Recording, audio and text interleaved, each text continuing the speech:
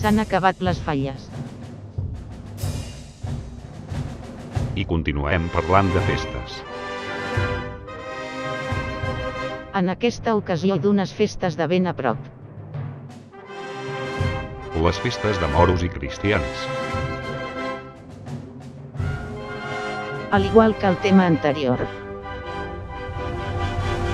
Aquest durarà diverses setmanes. Comencem el tema. Amb un poc d'història.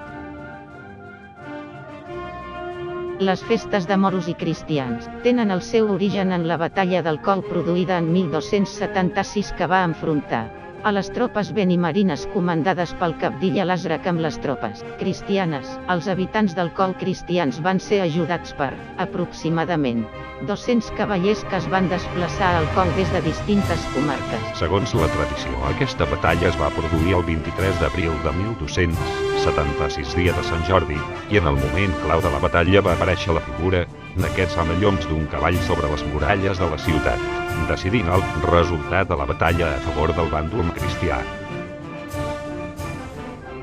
Des de llavors, Sant Jordi va ser nomenat patró de la ciutat i en el seu honor es fa festa el dia 23 d'abril. L'Associació de Sant Jordi és l'entitat encarregada de l'organització de les festes. Les seues finalitats són fomentar el culte i devoció a Sant Jordi, cuidar la seva església i conservar les tradicions relacionades. L'associació apareix per primera vegada amb el nom actual l'any 1883. La festa de moros i cristians del Col és considerada com la més antiga i compta amb la declaració d'interès turístic internacional. A partir d'aquest tema anirem descobrint les seues característiques i els trets típics de cadascun dels dies que la conformen.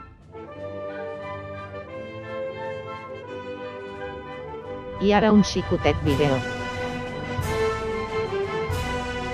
Per entrar en matèria,